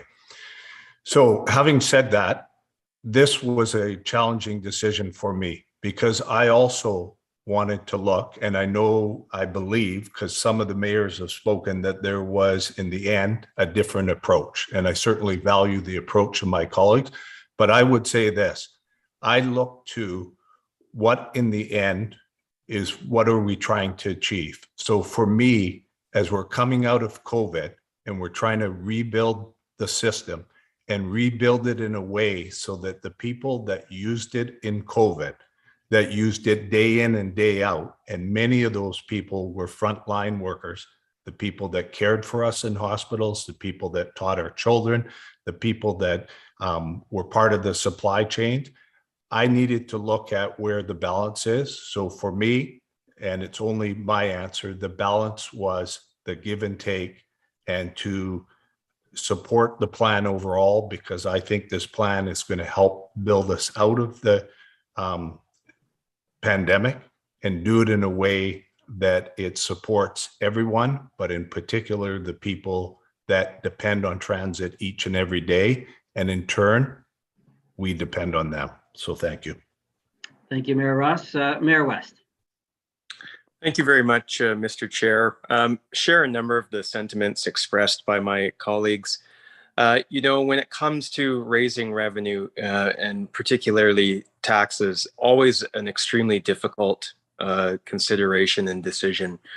And when I speak to people in my community, what I hear is we don't object to contributing. We don't object to paying our fair share. What we want to know is that you're spending our money responsibly, and that we're going to see a tangible benefit based on the investment that is being made.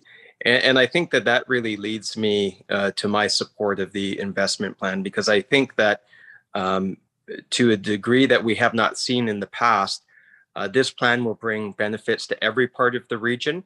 There's been a lot of discussion around regional equity. I supported 110%. And I think that that's an important piece to highlight, is that yes, everyone is being asked to contribute, but we are going to see benefits to every part of our region. They're not going to be just solely concentrated in one city. In my city, a community that is fast growing, has a lot of young families moving to it, and has been traditionally underserved by transit, we're seeing significant investment. And I also want to, at this point, acknowledge and thank the staff and my colleagues on the Mayor's Council for their support to put Port Coquitlam on a path towards being connected to the rapid transit network in our region. It's an important step for our community. And so I think there's a lot of positive here, and I'm looking forward to seeing the benefits be enjoyed by every person in Metro Vancouver, regardless of where they live. Thank you. Thank you, Mayor West. Mayor Buchanan. Thank you very much, Chair. And I would echo those comments from my colleague who just spoke. I think for me, what I am particularly focused on is the role that we took on, that rebuilding this system, what they're going to do, and that we needed to be bold, that rebuilding the system is about bringing back, as we've seen the detriment over the last 2 years, but really bringing back ridership, bringing back people, but also supporting our economy to what it was before this crisis. And so that we can actually end up with communities and economies that are better than what they were before. And I think that starts with a commitment to the notion that transit is a vital service now, and it will continue to be. And I think what it really reinforced over the last 2.5 years is that it is a vital service for the very people who keep our communities functioning, who have no other options in which to move about the region, because they can't find housing in the communities in which they are employed. And they are often some of our most, they're essential workers, but often many are our most vulnerable members in our communities. And so I know we've made some very difficult decisions, and none of us like to see increases in property taxes, but we have had numerous conversations with the province, and we are reliant on them to be a partner with us at the table as the federal government. And I believe they have been at the table. I know none of us are happy with where we find ourselves I wasn't at this table 4 years ago, but it's deja vu for some. But I think I believe we are in a different place with the two other levels of government. And there is that commitment. And I think we are committed, and the leadership that we are going to have to be continuing to show as we move forward with this is that we want them at the table with us. We are all reliant on the outcomes that we are looking far beyond just moving people, but we're looking at the economy and the climate change, et cetera.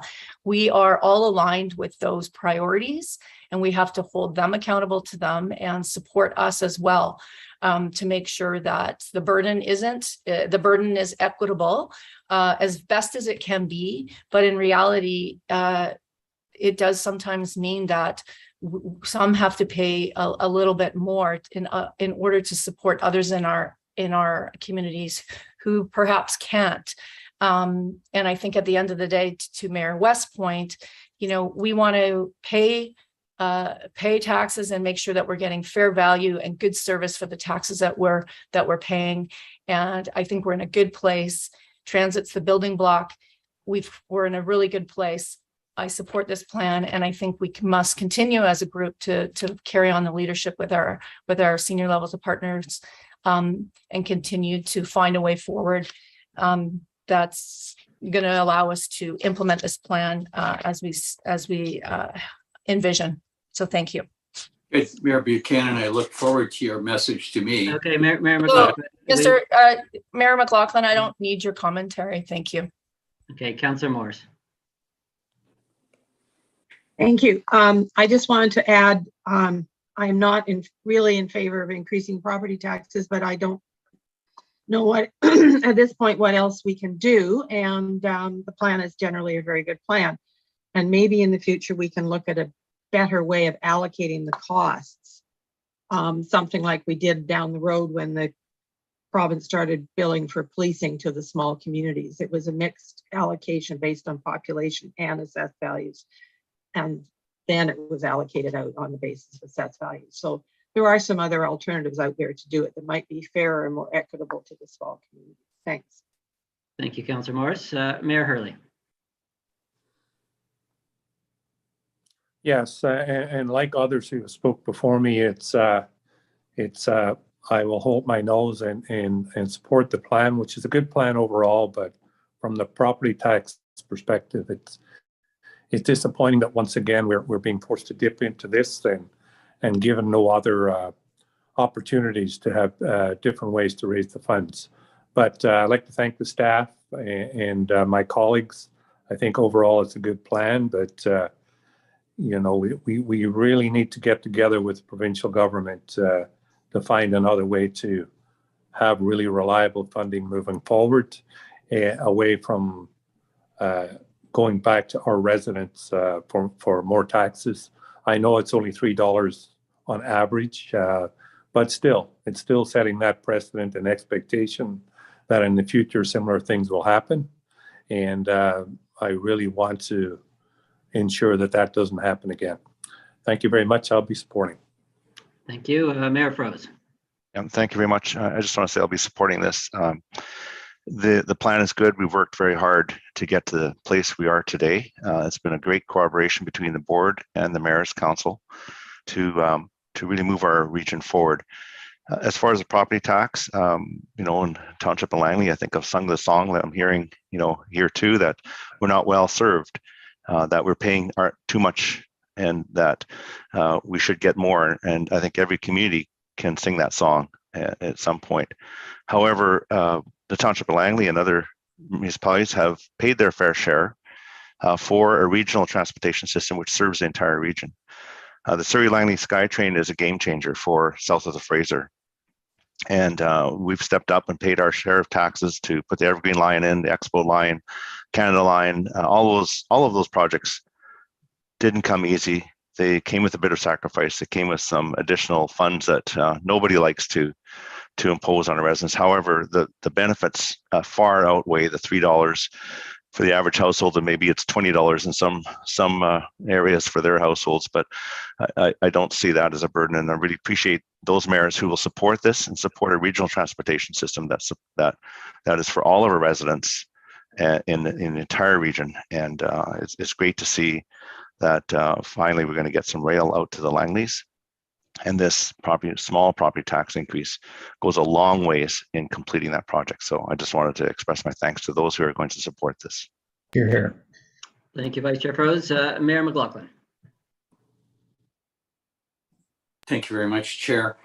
You know, I've listened to this and there's clearly a few points here, but the issue is about the property tax, and the mayors that have spoken are all, you know, holding their noses, if I can paraphrase, and like to do this. I got to tell you that, you know, the Lions Bay community really doesn't give a rat's ass about the Surrey to Langley SkyTrain.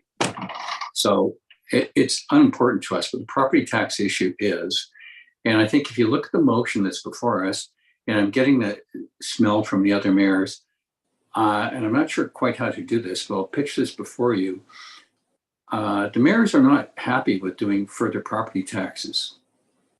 And I would be, along with this motion, if this was the final property tax increase relative to TransLink, or along those worded lines that sends a strong message to the provincial government that this is the end of the funding source. I'll leave that with you to think about that, sir. Okay, well, thank you, Mayor McLaughlin. And obviously what we're considering today is the investment plan that's presented in front of us. But future discussions, which we will know the next investment plan work will have to start on that right away. And that will be up to the Mayor's Council to engage in that discussion and set the framework for that. But I do want to finish my concluding comments on a positive comment in terms of where we're at and what we've been able to achieve in this investment plan. The investment plan, I would say, is probably one of the biggest responsibilities that the Mayor's Council has, and really does shape our transit system there. I think when we began this process 4 years ago, this is probably not the investment plan we initially were envisioning there, but the last 4 years has not been a typical period.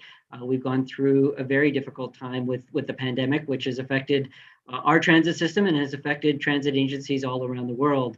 I think many different sectors have felt the impacts of the pandemic, but I think public transit systems have particularly felt a significant amount of stress.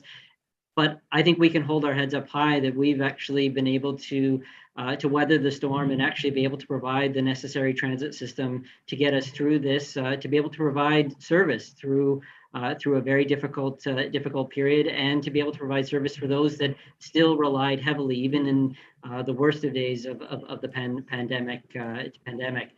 Now, here we are today, obviously still not fully recovered from the pandemic, but we have an investment plan that does provide stability for our transit system for the next 3 years. And as our CEO, Kevin Quinn, mentioned, I actually think this is a really enviable position for us to be here in Metro Vancouver compared to transit agencies across North America, to give us that time to be able to recover from the pandemic, be able to assure our residents in the region that they're going to have stable transit service and don't have to worry about significant cuts in the next few years as we recover from the pandemic. And I think that is a huge accomplishment that we've been able to work through.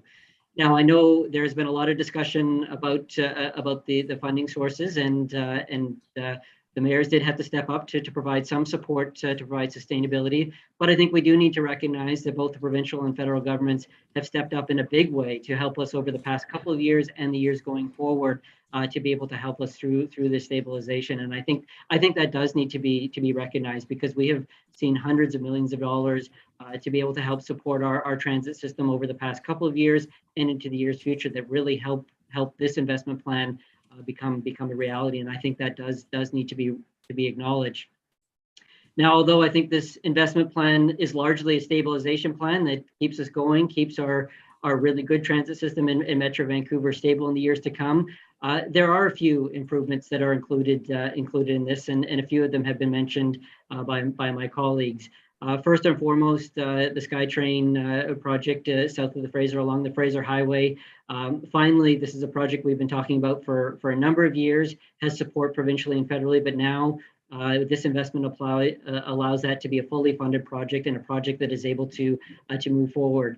We've seen the population growth and the ridership growth, even recovering from the pandemic south of the Fraser River. So these types of investments in that part of our region are incredibly important.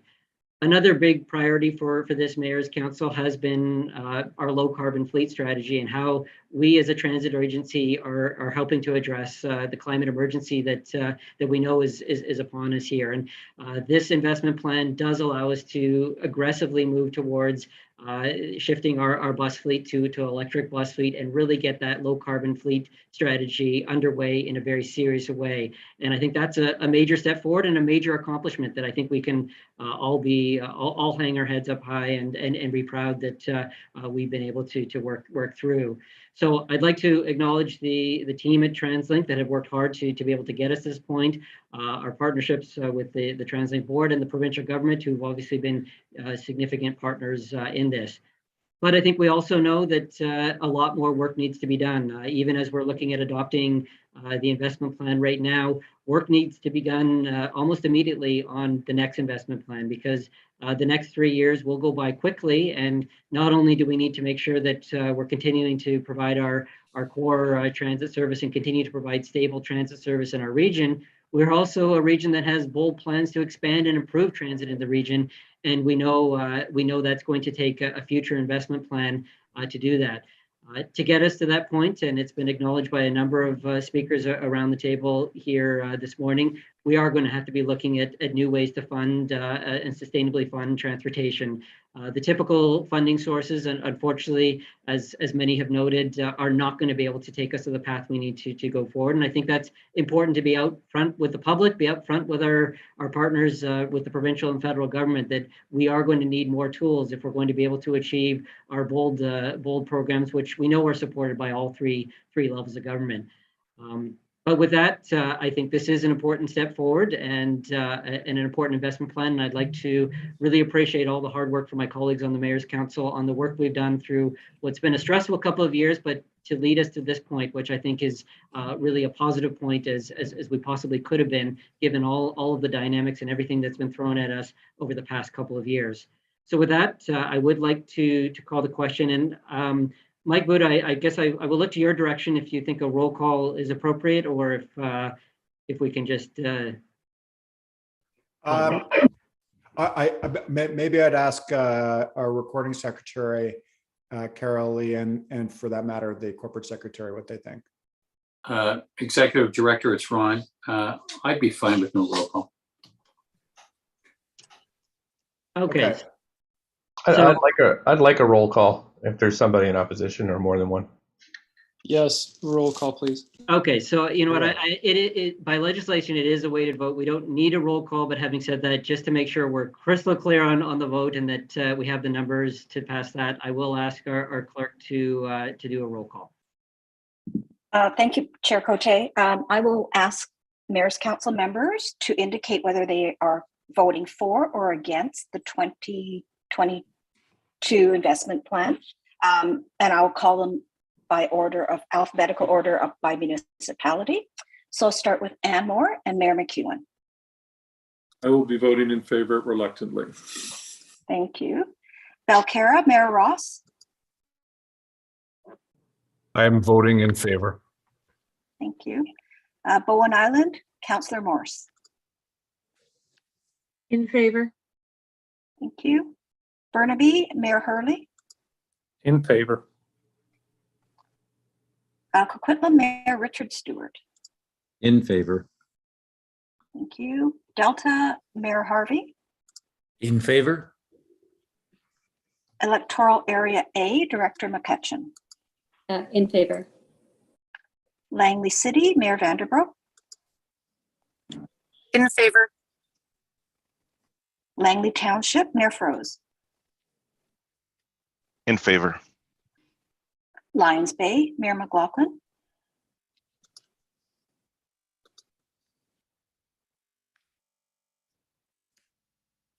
In favor, sorry. Thank you. Maple Ridge, Mayor Morden. I don't believe he's here. I haven't seen him on the attendance list. I'll go on to Mayor Cote, New Westminster. In favor. Thank you. North Vancouver City, Mayor Buchanan. In favor.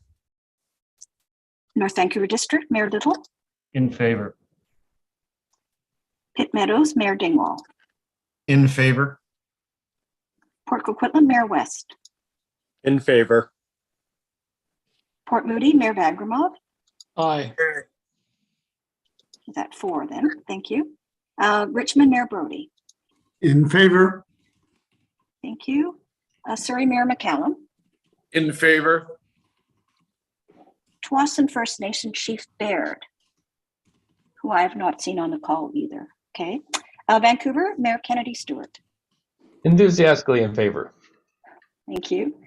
West Vancouver, Councillor Cameron. My mediocre vote will be in favor. Thank you. And White Rock, Mayor Walker. In favor. Thank you. That is unanimous for those who are present by vote of 139 to 0. I want to change my vote to enthusiastic. Right. Thank you. We'll Mayor have to have Cote, back to you. I changed Very my much, vote to, I'd like to change my vote to status pending.